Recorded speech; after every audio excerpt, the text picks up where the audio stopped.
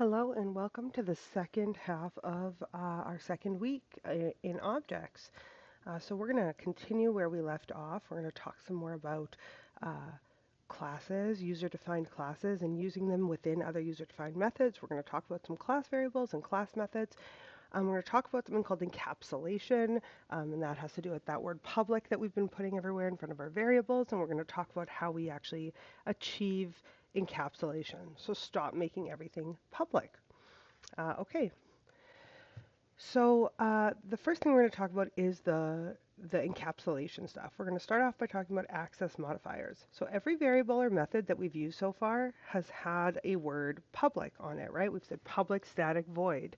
We've said public get name or sorry, public have birthday, right? Public age up, whatever, public toString, whatever it might have been. These are called access modifiers, and it basically says who has access to it, and we can modify who has access to the variables and who can modify the variables effectively. And it basically affects their visibility, like the variable and the methods, the visibility of those within the code. So today we're going to talk about public and private. We might talk about the other two later. There's also protected and package private, but both of those we'll also see in future years. So our focus today is on public and private. Now we've been using public regularly, right? Public class person, public string name, public and age. None of that is actually new for us. We've seen the word public being used here before. And public basically means that any code anywhere can access the variable, use it, change it, whatever it might be. Whereas private means that only the methods that live in the same class, so in that same file, will have access to it or be able to use it, right? Um, yeah, I don't actually mean like within. So because we're putting one class per file, I'm talking about private being by class and that then being interchangeable, meaning by file. But private doesn't actually mean by file. If you had two classes in the same file and something was private, only one, like only the class that declared it would actually have access, right? So hopefully we are only putting one class per file so that we can pretend like they're the same, but it is important to understand that they're not. Now, data variables within a class should always be private, always. Imagine for a second that we were talking about this as if we were um, literally walking down the street with our name and our age plastered on our chest, right? Our shirt had it embroidered on it. That's what public would mean, and that's very odd. That's not really how anybody walks around. What makes a lot more sense is if somebody wants to get to know you, they'll come up to you and they'll ask you, what's your name? So your name is actually a private piece of information that when people ask you, you can choose to give out, but it isn't something that's just like plastered on your shirt everywhere that you go. So in our person class, we definitely need to update that. Now this is just what we had been working on last class, so I haven't changed anything yet, but I am going to update these two variables to now be private.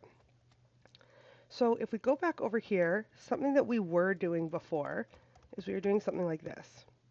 Now we won't be able to do that. So let's just take a look and see what happens. Uh, oh, I'm already in the right. Oh no, I'm not in the right folder at all. That was confusing. Week 2 and person example 2. Okay. See? Error. Age has private access in person. So we can no longer just willy-nilly change that age variable on an object no matter where we are. We can't just like modify it or get it just by saying .age all over the place. That just won't work. So there we go. We typically use these private variables, like the private access modifier, for instance variables. Objects, like a person, should be in charge of their own data, and then they can provide public methods for others to use to access or modify it. These are called accessors or mutators, which we'll look at in a second. So then we use public for most of our instance methods, and these are normally supposed to be used by others. It's possible that we'll have some cases where we would want a private instance method, but we'll look at those later. For right now, we're going to pretend like they should be public. So if we flip back to our code, what that actually means for what we've done here is rather than say Morgan.age like this, we have to actually figure out a way to access or modify the age. If we just want to know how old somebody is, we could make a method called getAge. And this would be exactly the same as, oops, somebody walking up to you and asking you how old you are.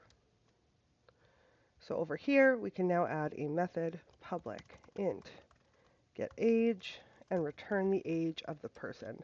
So just like have birthday or change name or any of these other ones that we looked at the other day, or toString that had a return value, right? These are all just methods that can be called directly on an object. That's the same thing here. Let's go ahead and compile this. I'll clear and I will run it now that it does actually compile. Java. There we go. So now we can actually see that when we try to get Morrigan's age, we can call getAge on Morrigan. We never actually set anything for Morrigan. So Morrigan is using the default constructor that we made the other day with a name newborn and an age 0. So when we say Morrigan.getAge, it's going to return 0 for us.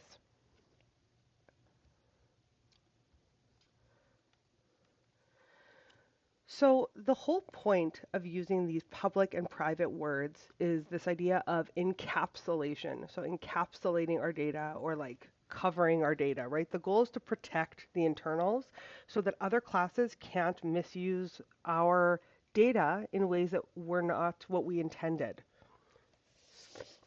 So on small scale programs like our class time programs, this might seem a little bit silly because it just adds another layer between accessing the data and not, like just adding another method when you're going to let them use it anyway. However, encapsulation is one of the main features of object-oriented programming, and as our programs get a little bit bigger, we'll see where they become especially useful. When everything is public, every single variable can be not only accessed, but also modified without our knowing of it whatsoever, and without us being able to do anything about it. And as we move on in the course, we'll see other reasons why it's nice to have this separation. But even just looking at it from the standpoint of accessibility, maybe we don't care who knows our name, but we do care who can change our name, because nobody except for ourselves should be able to change our name. So what that means is that we can't just leave it as public, because that gives everyone access.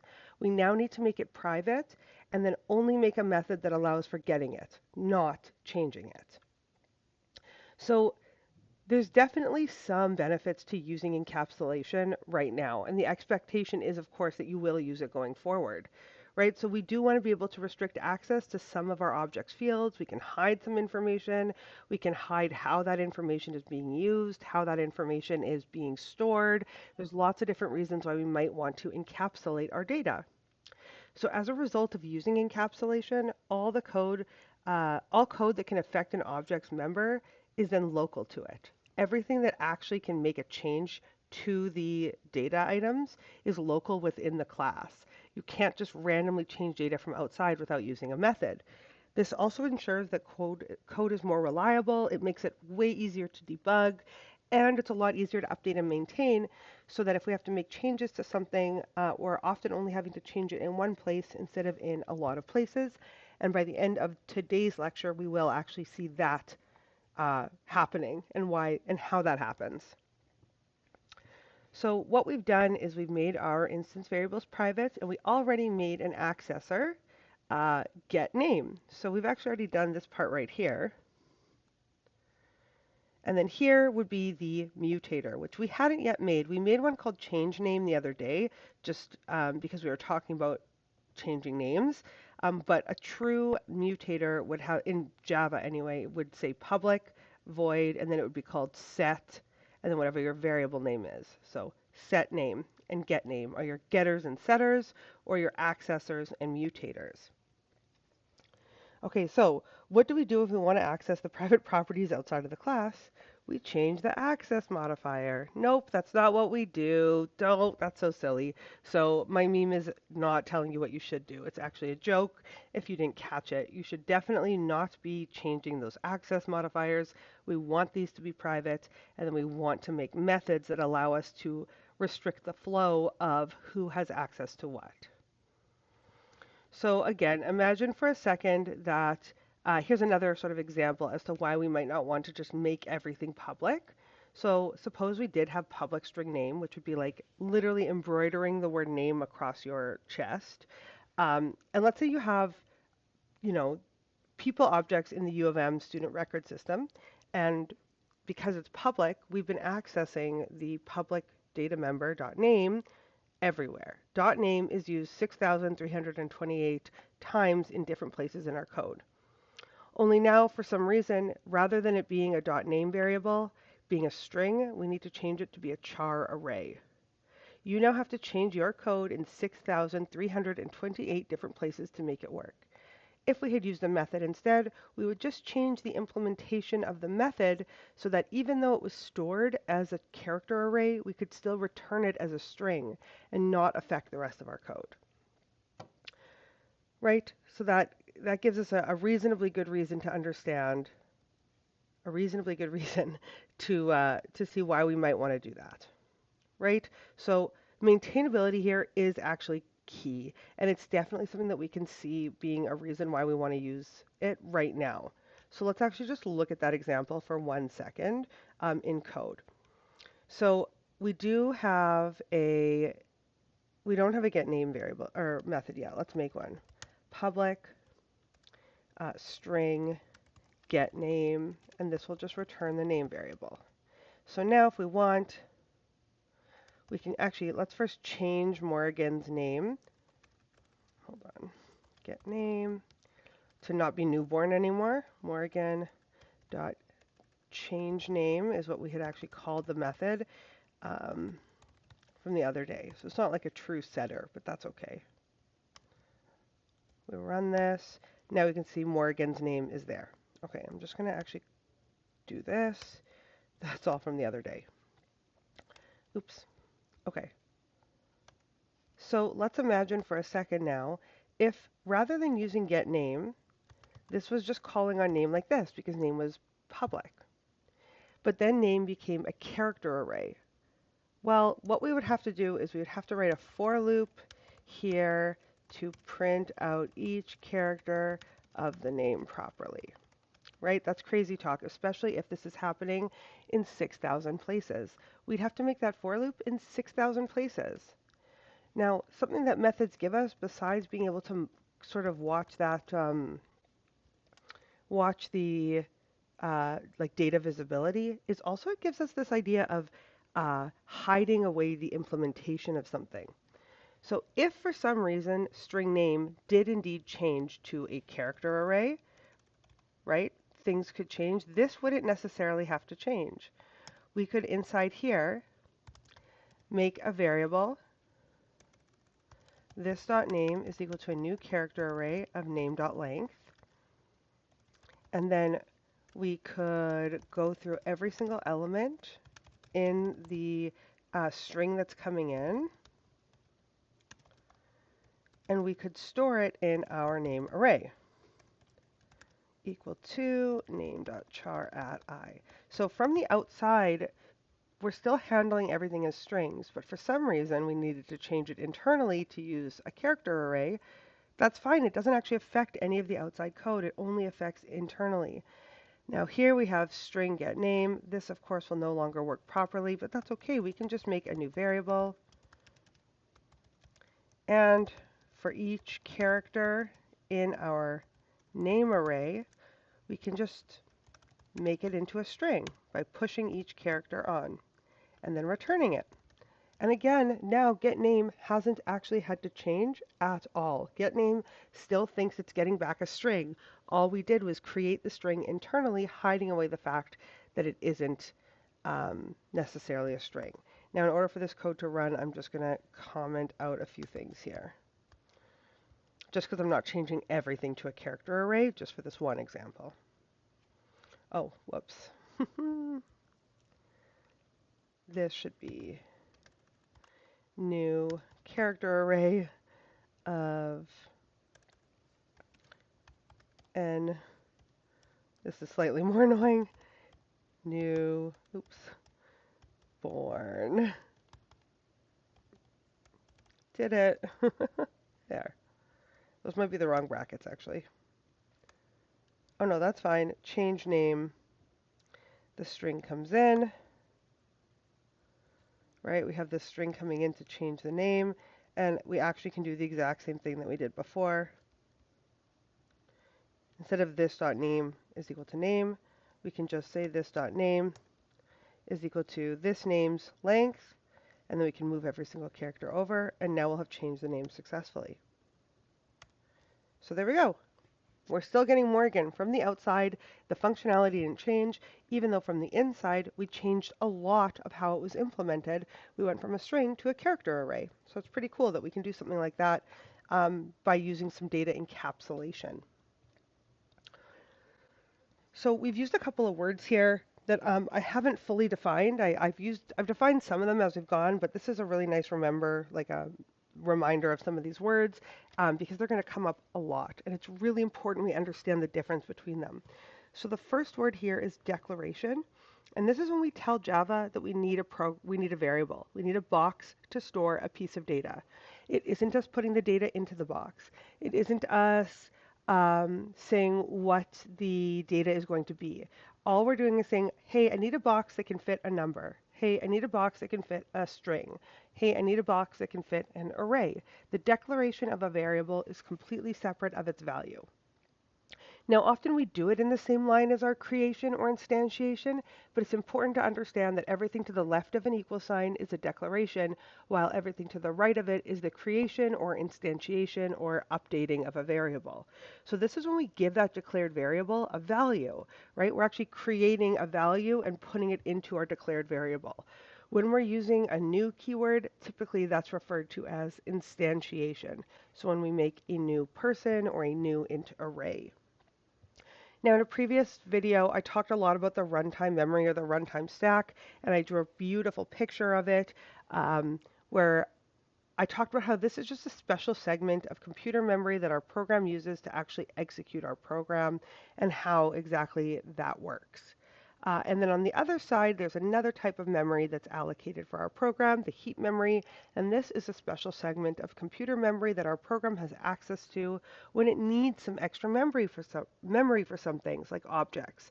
So when we talked about objects and we talked about arrays in the previous video, we talked a little bit about heap memory. Now, anytime we use that new keyword, we're actually allocating or reserving memory to store our data in. So when I use terminology like, oh, the allocated memory, that actually means I'm grabbing a chunk of free memory from heap memory and storing our object values in it. And we're going to see a lot more of this and what it actually means for these last two here in next week's information.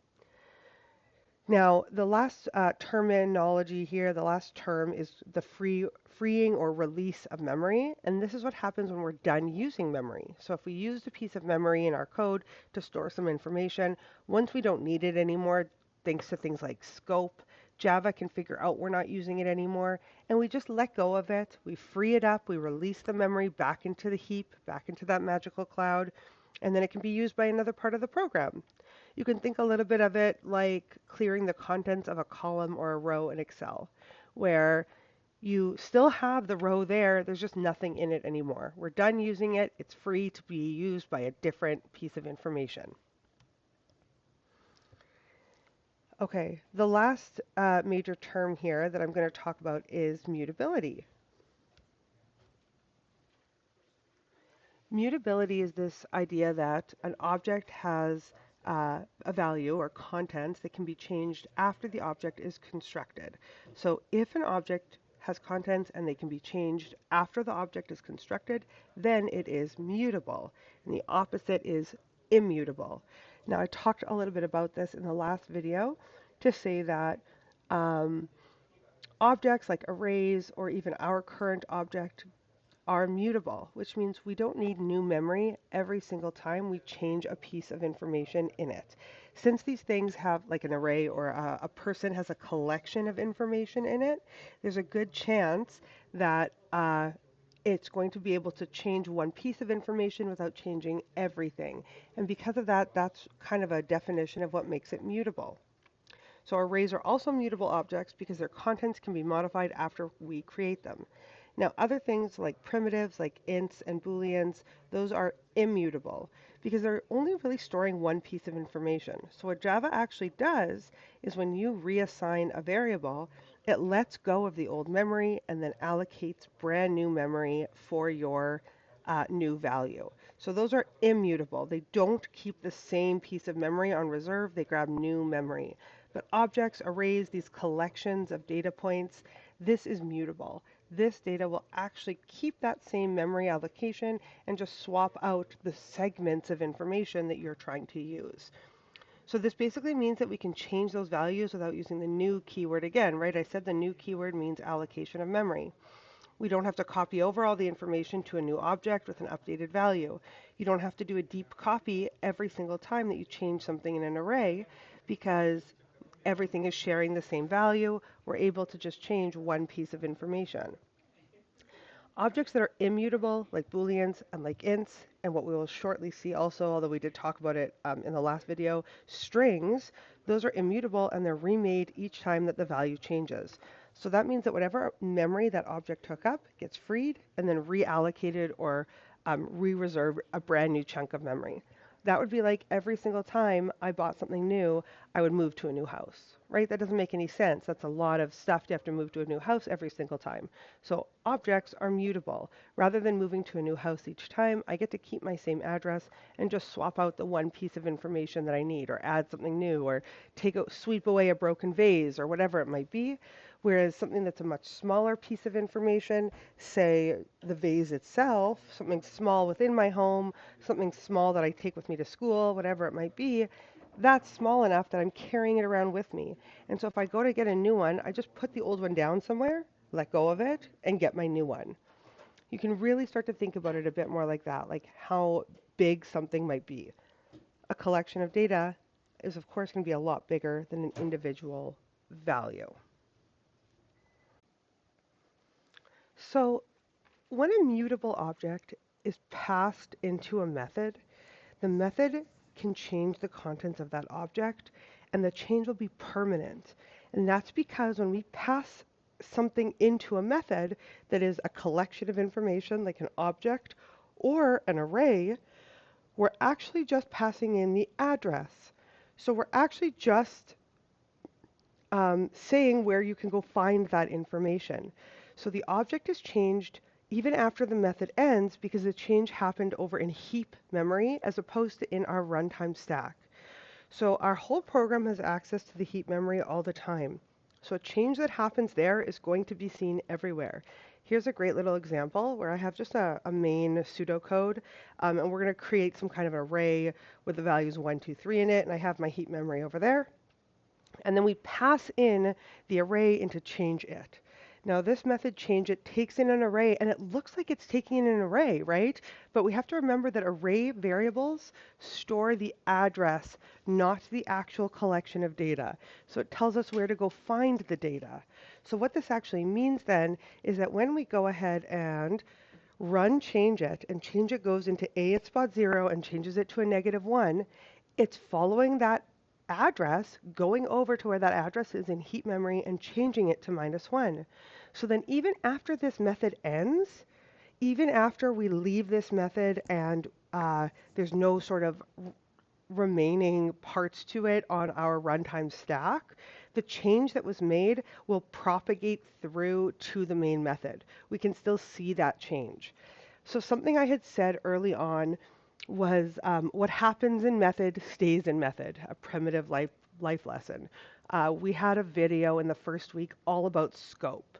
And that was true for primitive values because when we had a primitive value, we would physically pack that primitive value into our backpack and go into a method, which then meant any changes that happened in there didn't occur outside of the main method. It didn't affect anything, sorry, outside of the method that was running. It didn't affect anything outside the method that was running.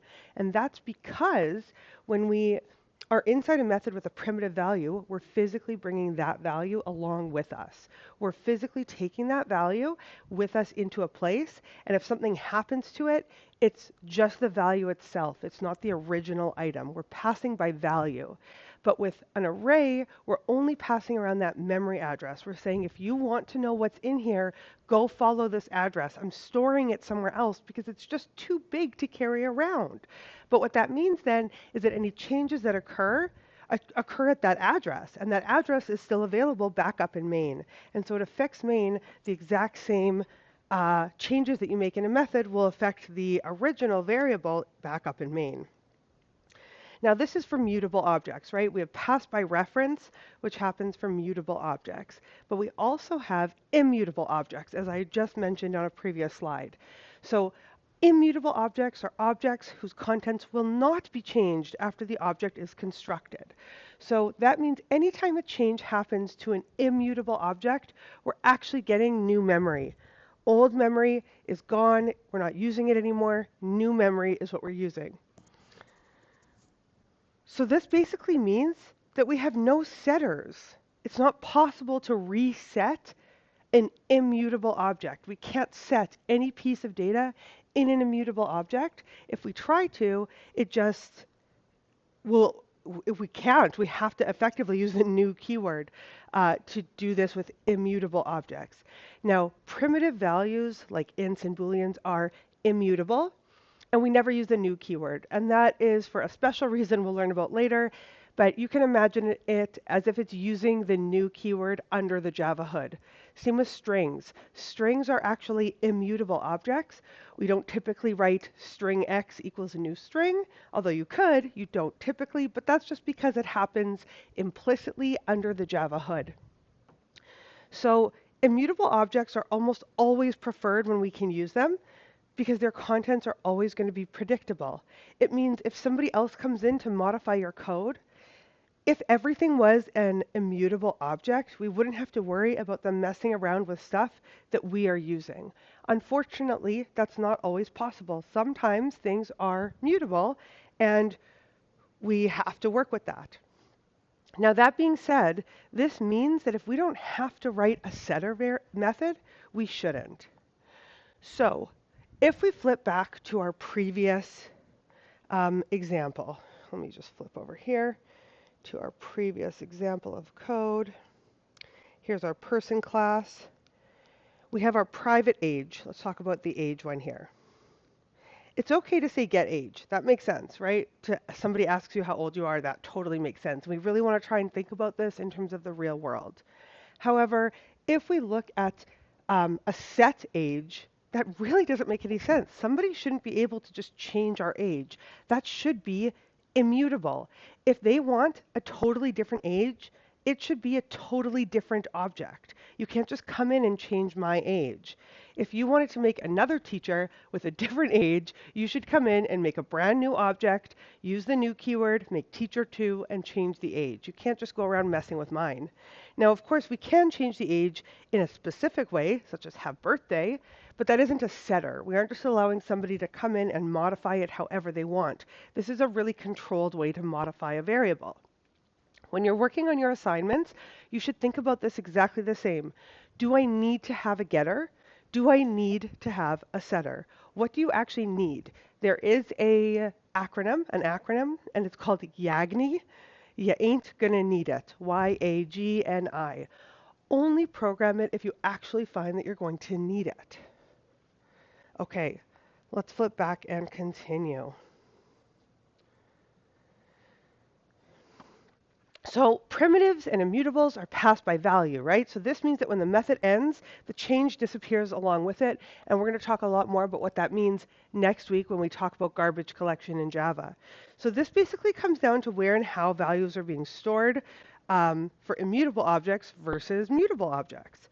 So we're not going to go super deep into the complexities of how these things happen under the Java hood, but immutable objects, primitive objects, Typically primitive objects are being stored on the runtime stack. So every time we make a new object, or sorry, every time we make a new primitive value like an int or a bool or a char, you can think about it like another pancake being added to the runtime stack, like a command that the computer can run added to the runtime stack.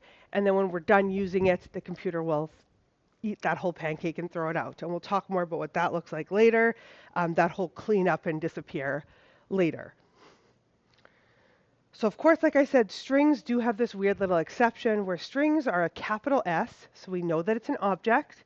And typically objects are mutable, but strings are not. Strings are immutable, always. Strings are immutable. That means there's no setter, right? A setter is like a variable assignment. Think about that for a second. Think about what that means.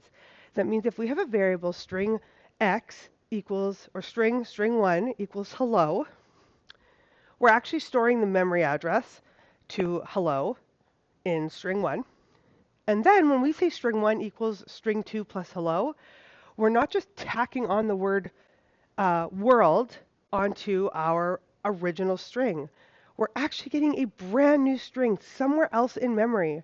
We are never modifying a string in place, even though it looks like we are. We're always getting a new string variable. And this is going to be really important when we dive deeper into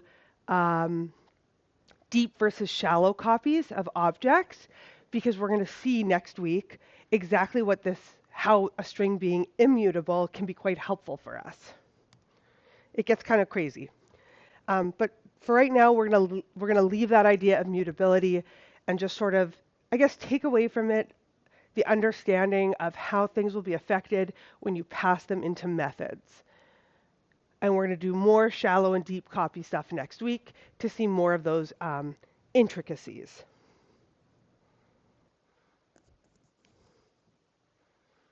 Okay, let's move on here now to class variables and methods.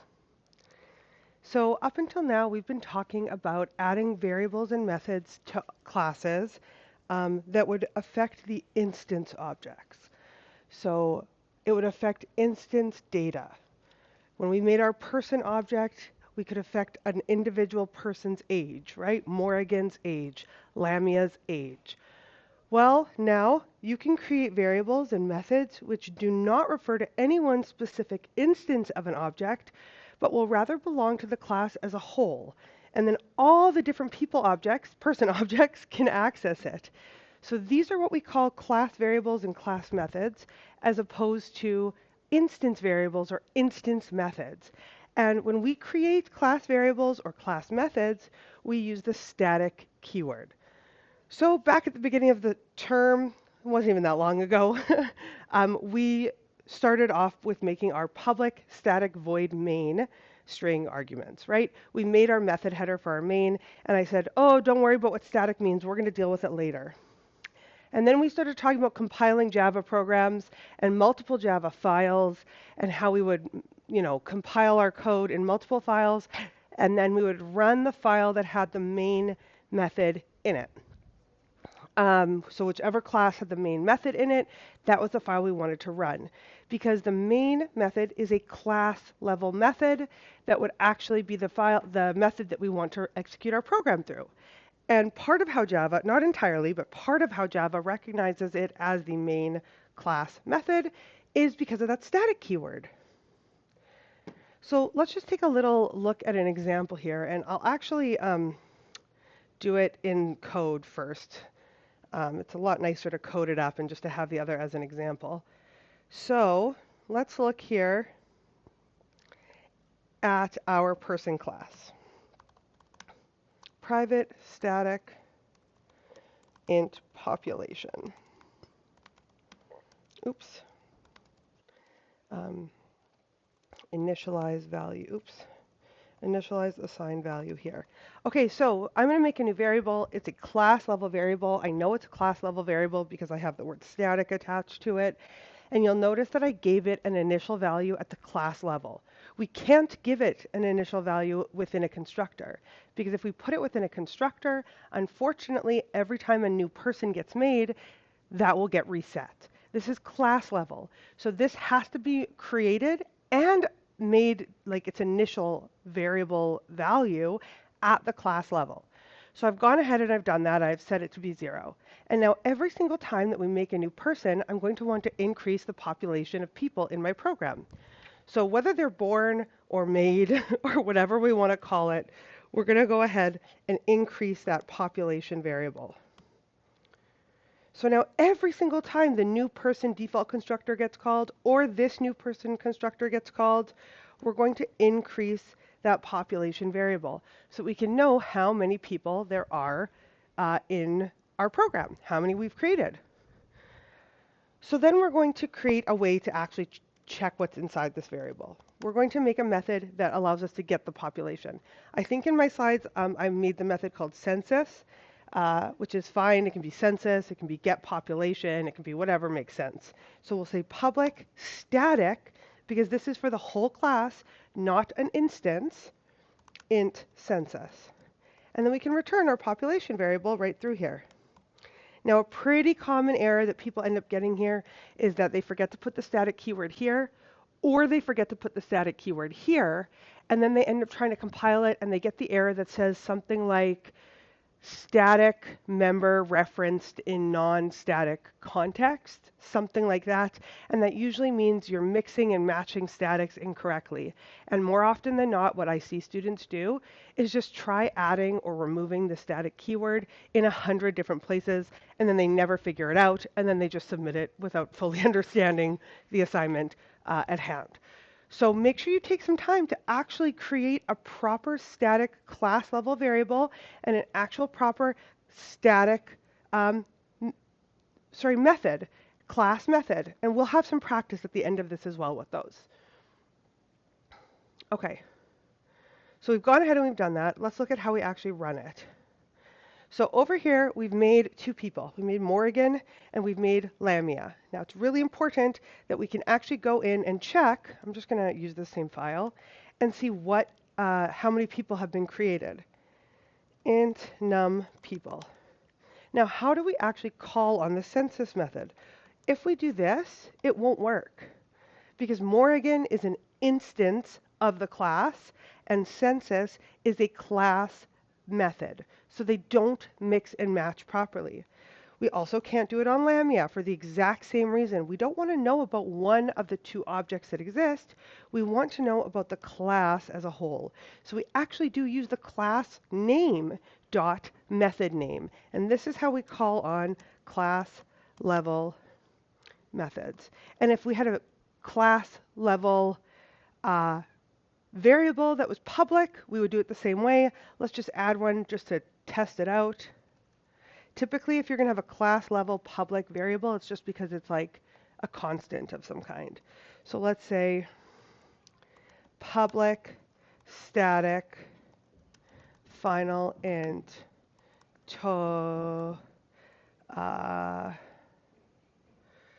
min gambling age. Right? There we go, for all people. Which isn't necessarily true for all people across the entire world. It's different in every country. It's different across different provinces in Canada already. But we'll just pick something that is fine here. Or how about, let's actually do something that will be true across more than just that. Teen years start at 13, right? Because that's when you like have the word teen in the word. So there. So this is a public class level integer. So if we want to be able to access that, we can do person dot teen. What did I call it? I already forget. Oh my gosh. Teen years start. So if it's a method, we say person dot the static method, and if it's a variable, it's person dot the static variable. And let's actually just print out the census here rather than Morrigan's age. That will make a lot more sense. Okay, let's compile this and make sure that it runs. Make sure I didn't make any silly mistakes. There we go. We can now see that the teen years start at age 13 because that printed out. And we can see the population is 2 because both Morrigan and Lamia have used that uh, population counter, right? They both use the constructor. It's also worth noting if I make another person Galadriel, and I just make Galadriel equal to Morrigan, just straight up like this, even though I've said person 3 times on this side, I have declared 3 people, but I have only instantiated 2. It's the new keyword that actually will make that population counter count up because the new keyword is what calls on the constructor. So if we run this code, it will still say only 2 population, even though I have 3 variables, because 2 of them have the exact same memory address. 2 of them are pointing to the exact same set of data. Normally in class, this is when I would stop and say, are there any questions? But we're not in class. So what I will say is this is a great time to pause the video before you continue and to check in with, do you understand this? You can do it with literally anything. You could do it with people waiting in line at a doctor's office. Every time somebody new gets added to the program, increase it. You could do this with drink orders at Starbucks. You could make an application that would start to take people's orders, and then every time an order gets taken, you can increase the total orders that have been taken. And we can see lots of different places where it would be very important for us to have a class level information available to us rather than individual specifics of those object instances.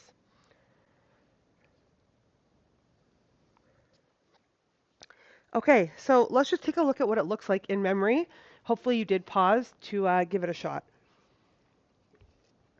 So we can see here that we have our 2 people, person 1 and person 2, 2 different people with their name and their age.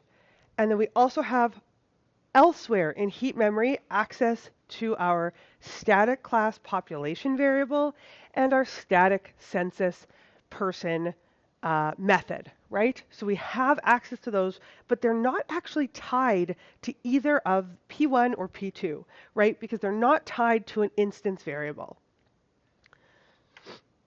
So this is actually what it kind of looks like. It's also worth noting, although I don't show it in this picture, that each of those P1 and P2 have their own copy of get name, their own copy of get age, their own copy of have birthday, their own copy of .toString.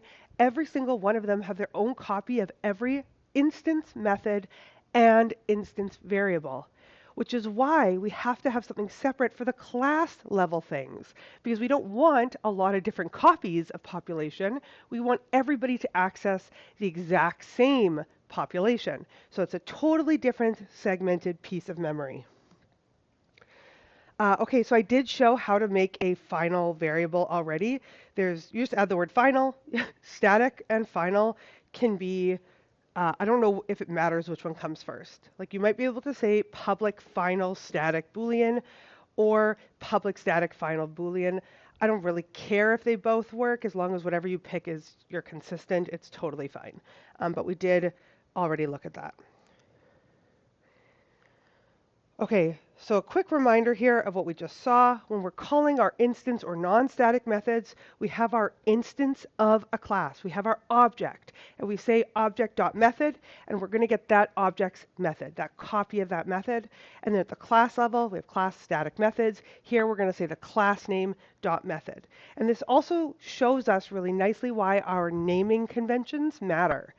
Because if we don't name things properly and you're reading somebody else's code, it won't be particularly obvious if what you're looking at is a static or a non-static method if you do camel case everything. If you do your class names with capital case as expected and your instance variables with camel case as expected, and you're somewhere knee deep in 10 million lines of code and you see something that is capital case dot method call, there's a really good chance that you're looking at a class level static method. And you can tell that based off of somebody following their programming standards properly. Okay, so any method from inside the same class can just be called with the method name. So the 2 instances above, SumObject.method and ClassName.method, in both of those scenarios, you're imagining calling it from main, like I showed in my example. Now instead, if what we wanted to do was, let me just flip back to my code here. Let's see, if we look at our person here even, and our person class has a get name and a get age, and we commented out our toString because I had changed name to characters, if you remember. Something kind of neat that we can do now is just instead say get name and get age.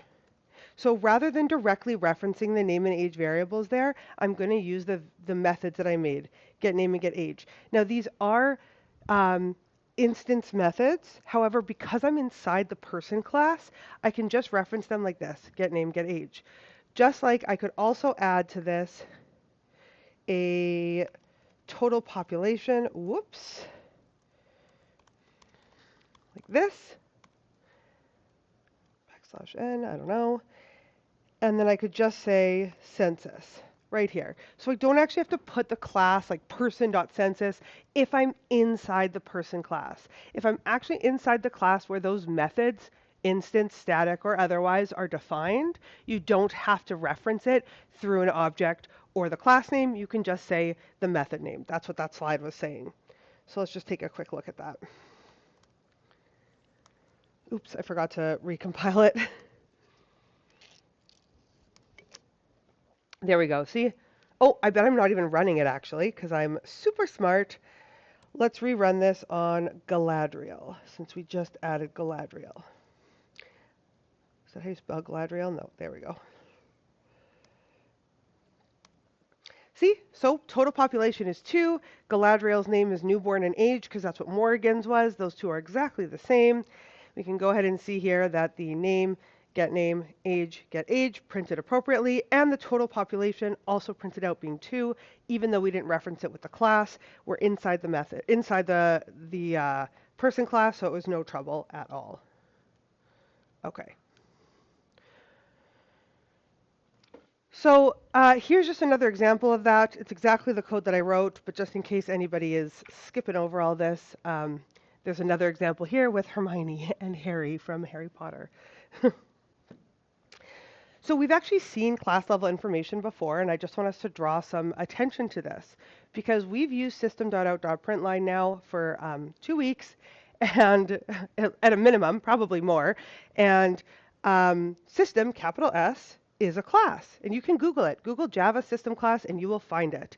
Now, system is a class, and the out in there, that .out is actually a public static variable in that class, and the type is of type print stream. So it is a print stream variable called out, and it is public. So we can say system.out. And then on that variable, now that variable is static, but on that variable, there is another method called println.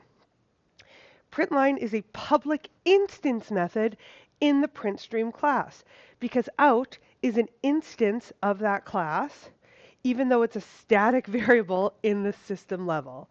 So it's kind of confusing when you think about it like that. Let me try and write some of that out to make it maybe a little bit simpler. Might be easier just to like see it in words somewhere. So system is a class in Java. You can literally imagine it like public class system.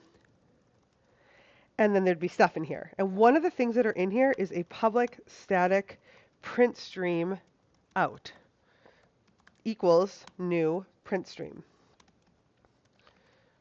So there's one print stream out variable for the whole system class when your program runs, and it looks something like that. And now somewhere there is a public class print stream in its own file somewhere else.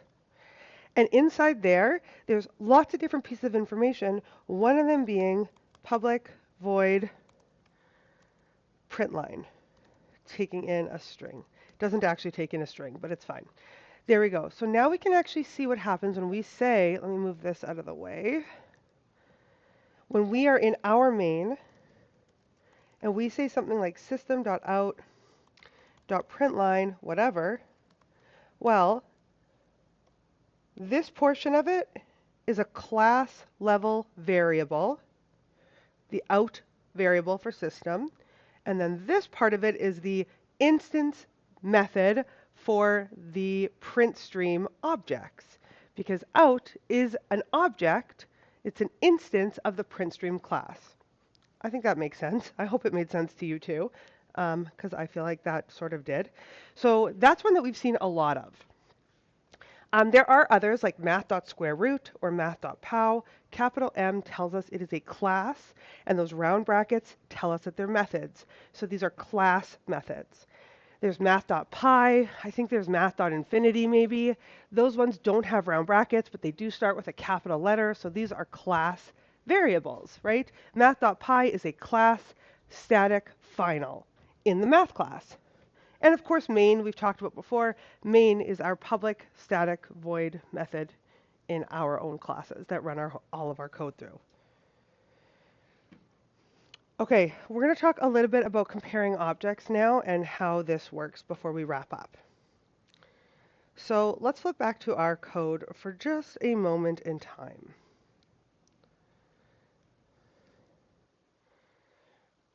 A reminder that when we did this right here, Galadriel equals Morrigan, all we were doing was telling Galadriel where Galadriel could find Morrigan's information. So now Galadriel is just a copy of the address. If we say Galadriel equals Morrigan like this, hold on, let me make this bigger.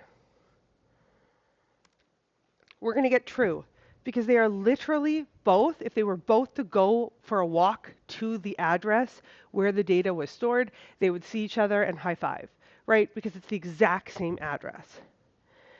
Now, imagine for a second instead that we would have a new person here. So now we have three people. We have Morrigan, the new person, Lamia, the new person, and Galadriel, the new person. And if we print out, we're going to ignore Lamia just for a second. Sorry, Lamia. If we print out Morrigan and we print out Galadriel, we're going to see, hold on, there we go. We're going to see that they have the same name and age, newborn 0, newborn 0, population, right? Because I took out Lamia, so the population is only the two of them. Population 2 for both of them, fantastic. But equals, the two of them together is false. So even though they both have the same name and they both have the same age, right now it's coming back as false. And this is because this is like literally two babies being born at the same hospital. They're not the same baby. They're two separate babies. One's a newborn, the other one's a newborn. They're both age 0, but they're two completely separate babies, right? If you were going to go visit like one baby's in the hospital and somebody else is going to go visit the other baby in a hospital and the nurses told you what room to go to find those babies, you would not end up at the same room high-fiving each other. They are two separate babies. So that's what's happening here. When we say new person, we're literally, as we've said, creating a new person, new memory allocation. So we're not going to end up at the same place. And when we do this equals, we're only comparing, are we going to end up at the same place? We're comparing memory addresses. This doesn't actually compare the contents inside in any way, shape, or form. This is only comparing those memory addresses, which isn't actually that helpful 99% of the time. So here's that example again. We've got Malika being created. Malika is 21. We have P1 and P2. We try to make them equal to each other. It's going to come back as false because they are two separate Malikas that happen to be the same age. But then we make a person 3, and person 3 is equal to P1. So this is that shallow copy again. And here they will come back as true because if both P1 and P3 followed their memory addresses into heap memory, they would end up high-fiving each other. They'd be at the same place. They'd be at the same 21-year-old Malika, right? So it can be helpful, but it's really not that helpful. Most of the time what we want to do is actually check the information inside to be like, okay, do they have the same name? Are they the same age? Things like that. That's more frequently what we're trying to do. So there's a couple different ways that are standard for us to compare objects. And this is when we actually want to compare the data inside the objects. So there's a dot equals method, which we've seen with strings, because string has the dot equals method. And there's dot compare to, which, big surprise, we've also seen with strings. Now, something that I had mentioned in the previous video was the object umbrella. We talked about it when we talked about toStrings, and we talked about how object has a toString, and really all it does is print out the memory address, which isn't helpful for us, but we do live underneath the object umbrella. And so if we forget to write a toString, Java won't explode. It will just say, no problem, I know you're underneath that object's umbrella, I'll just use the object toString. Well, string also lives underneath this object umbrella, and object has an equals and a compare to method. Now, does it have compare to? I think so. Yeah, it must. Oh, must it? I'll check. I know it has equals, and that's the one I care more about, which is why I'm not so sure. But I will double check for the compare to method. In any case, if we want to be able to compare our objects right now, if we said dot equals without having made a dot equals method, object would do exactly what it does for us with toString, but with dot equals. It would say, oh, don't worry about it. I got you covered. And it would do the equals comparison. It would just compare memory addresses. Not that helpful. Stops our code from exploding, but not that helpful. So if we want to actually do some kind of a comparison that's useful, we have to make our own equals method or our own compare to method. Equals quite literally checks to ensure two things are equals. Compare to is typically more used for like ordering things, like to see if something is bigger or smaller. Compare to with strings we'll see more of later, but it compares dictionary order. So like aardvark comes before baboon, right? Because A comes before B in the alphabet. So it compares dictionary order, and it will return a negative or a positive value or 0. I believe I showed this in my string video during the basics stuff.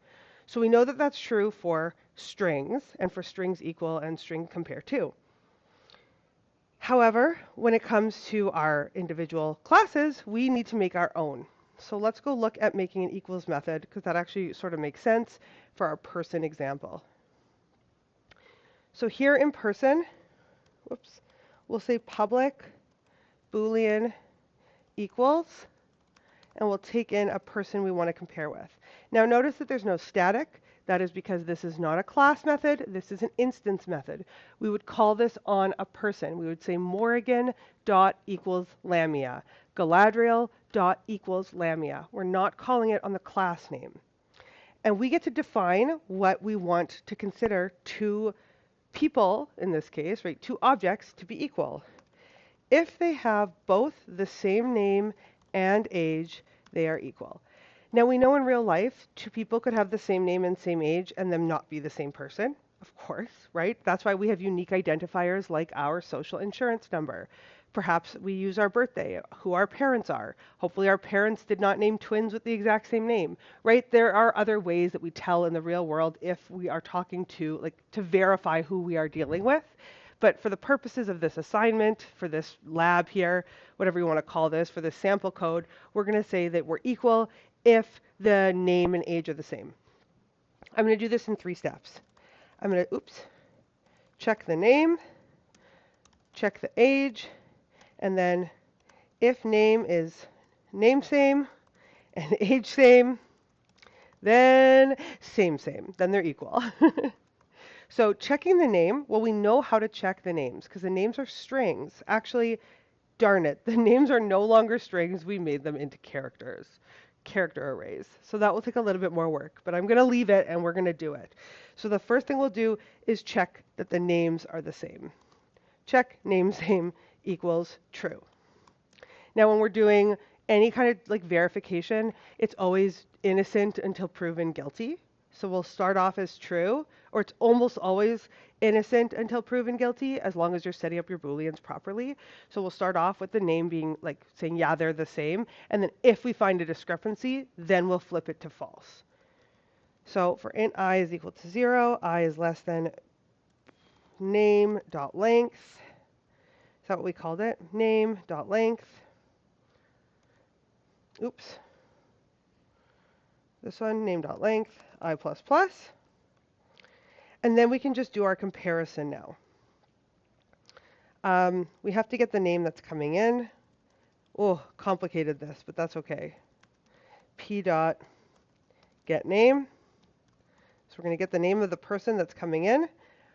And then we're going to basically just do that comparison. And we're going to say if our name at I is the same as pname.char at I, we're good, right? So if they're not the same for any reason at all,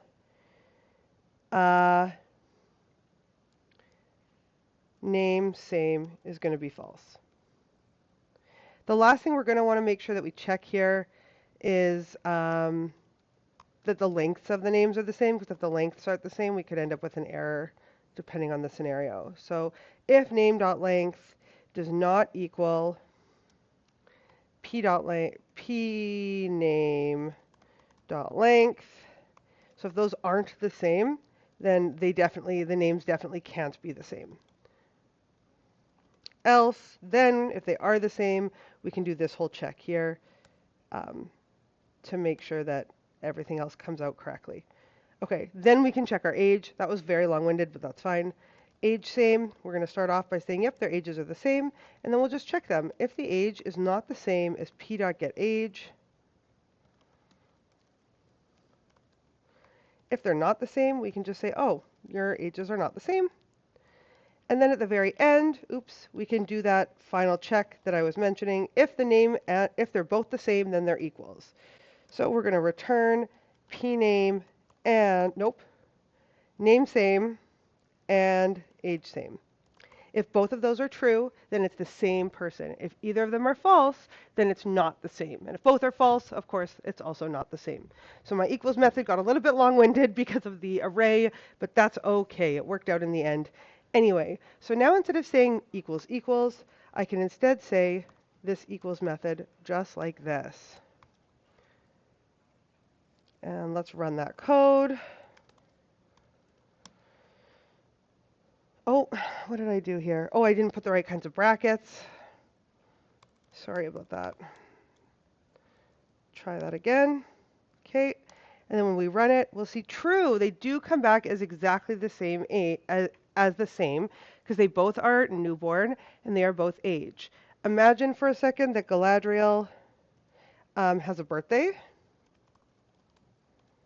that what it was called? Has birthday? Have birthday? Have birthday. Chris is. Galadriel has a birthday. Actually, we'll do that before we print it, just so that we can see the difference. And then let's run that. And we'll see that now it's false, because although the names are the same, their ages have changed, right? One age is 0, and Galadriel had a birthday, Galadriel's 1. They're not the same anymore. The equals method comes back as false. Okay, cool. So when do we actually use objects? Well, we can literally use them anywhere as long as we know what we're doing. They can be a parameter to a method. They can be a return type. We can even use them as elements in an array. Like we could have an array of people, which we will see next week. We can have an instance of a variable inside another one, which we will also see next week when we start to take our person example even a little bit further. We just have to remember that when it comes to objects, we're always talking about handling those memory addresses. We're not handling the data directly. We're handling memory addresses when we pass them around between methods, making things equal to each other, things like that. And it becomes really important as we end up with objects inside objects inside objects, because then if things are connected in ways we weren't expecting, it can start to yield some pretty unexpected results. And so it's always good to draw things out. We actually did this many times when we were in Comp 1010, where we did arrays, where we did an array of strings. It didn't seem as tricky because strings are immutable and because you didn't know what was happening, but technically those were objects in objects. And we'll see some more of them, more complicated ones, fun ones, next week. Okay. That's the same slide I was just on. Okay, so I have put together 2 pause and practice questions here, but of course you can do so many more. You can find objects absolutely anywhere and just sort of start to ask yourself, what data is useful to clump together? How might that be useful? How can we use this? So let's consider a library system. What type of data would we want to store in a book object? What are some things you might want to store in a book object? And what about in a library member class, like a person who comes to the library, a patron of the library, to take out books? So consider the types of data that you might want to store and code them up as well. You can also either do it yourself or ask ChatGPT to create some test cases for you. Because next week, when we start to talk more about objects inside objects, we may do something like add in our library member, add an array of books that the library person wants to take out. And suddenly we now have an object with an array, which is an object, of books, which are objects. An object with an object of objects in it, right? It starts to get complicated quickly, but start to think about that system and what it might look like, the two base classes, and then we're going to build on that more next week. You can also consider a vehicle service system, so what you would put in a vehicle class. And if somebody comes into a service center when they book an appointment for their vehicle, what are the data that you would store in a service appointment